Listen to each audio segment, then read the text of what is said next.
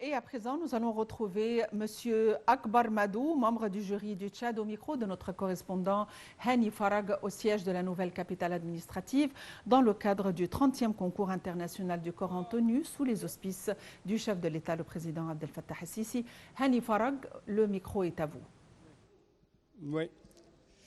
Donc bonjour encore une fois, et ici à partir de la nouvelle capitale administrative de l'Égypte, avec plus de précision à partir de ce centre islamique culturel de la mosquée de l'Égypte, j'ai le plaisir d'avoir avec moi actuellement monsieur Ahmed Abakar, c'est membre, pardonnez-moi, c'est vous. Bakar Walar, c'est un membre du jury du Tchad. Vous êtes le bienvenu sur NATV International. Et pardonnez-moi parce que vous savez, il y a toujours beaucoup de concurrents, mais aussi beaucoup de membres du jury ici.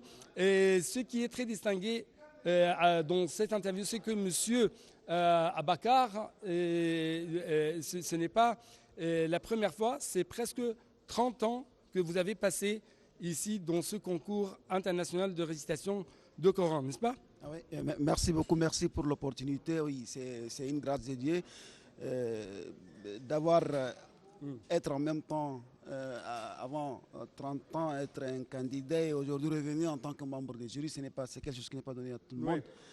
J'ai eu la chance de participer à la première édition de cette compétition comme candidat de mon pays. J'ai eu la chance d'être parmi les premiers distingués. Et voilà, aujourd'hui, je me suis retrouvé en tant que membre du jury dans cette compétition internationale de la lecture du Saint-Coran.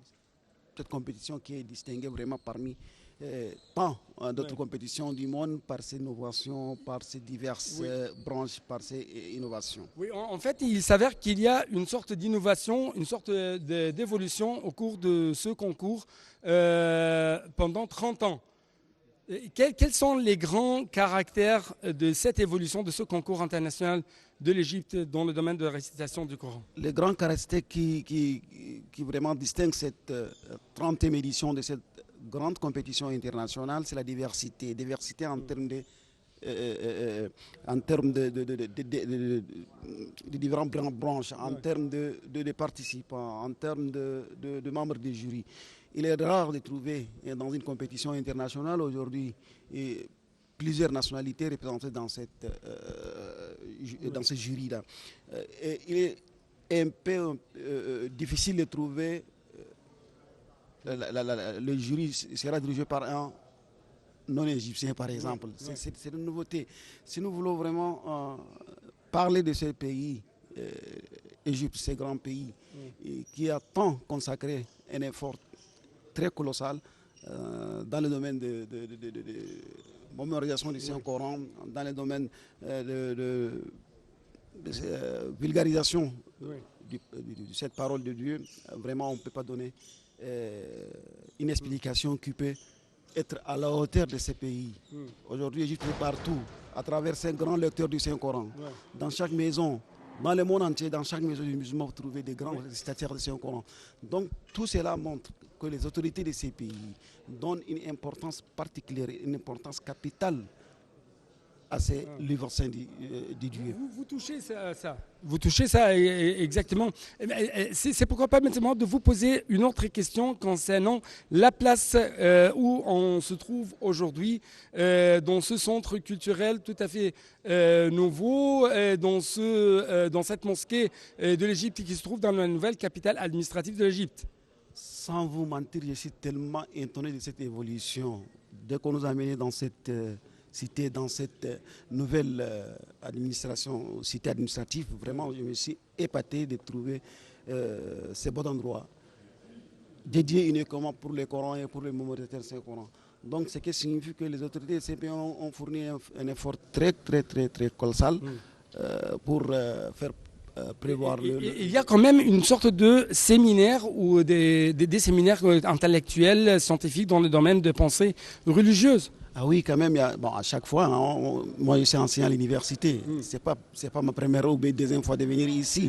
Je suis venu ici plusieurs fois dans plusieurs cadres dans ses collègues scientifiques, par exemple dans les collègues, d'autres collègues culturels. Oui. Donc cela montre que vraiment ces pays est un grand pays. Oui. Ces pays a beaucoup donné pour l'islam, a beaucoup donné pour l'humanité, a beaucoup donné pour le monde arabe, pour le monde musulman, parce que l'Égypte. Oui. Dernière question concernant les récitateurs égyptiens du Coran. Avant le lancement de cette émission, vous avez parlé qu'il y a toujours des caractères très distingués. Les caractères très distingués des grands mémorisateurs du Saint-Coran égyptien, parce que quand vous écoutez un lecteur des Saint-Coran égyptien en train de réciter le Coran, vous êtes devant un monsieur qui est en train d'expliquer, pas lire, expliquer le Coran. Vous sentez tout l'essence du Coran, émotionnellement, en termes linguistiques. Il vous prend avec lui et vous fait voyager dans l'univers coranique. C'est spécifique pour l'Égypte. Oui. Donc, vraiment, Dieu a gracié ces pays. C'est une grâce de Dieu. Vous vraiment devez remercier Dieu pour cette grâce. Je dois vous remercier infiniment pour cette interview. Merci beaucoup. Je sais que vous êtes très occupé, mais merci beaucoup pour votre temps. Merci beaucoup, monsieur. Et donc, chers téléspectateurs, encore une fois, nous essayons toujours de faire une sorte de couverture tout à fait spéciale et continuelle consacrée à cette compétition, ce concours international de l'Égypte dans le domaine de la récitation, de mémorisation du Coran. Encore une fois, il y a ici presque 64 pays qui sont dans une compétition tout à fait spéciale dans le domaine de la mémorisation, dans le domaine de la récitation, de l'interprétation quand même, de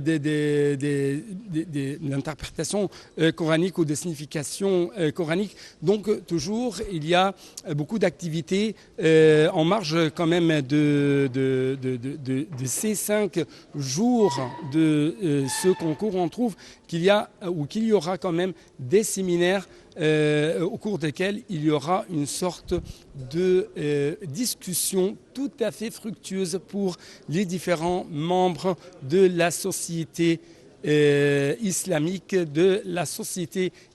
humaine, si je puis dire. Donc, de retour à vos studios, et toujours notre couverture spéciale va se continuer.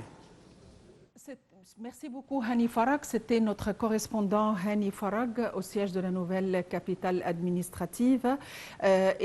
Au micro, nous avions Monsieur Akbar Madou, membre du jury du Tchad. Je vous rappelle, c'était le concours du récital du Coran tenu dans sa 30e édition par le ministère de Waqf sous les auspices du président Abdel Fattah el-Sisi, un concours auquel on prépare 64 États et 8 jurys provenant de différents pays islamiques. Il faut dire que le concours doit se tenir du 23 au 27 décembre courant. Merci de nous avoir suivis et à tout à l'heure pour davantage d'informations concernant ce concours et d'autres émissions sur NAL TV International. À tout de suite.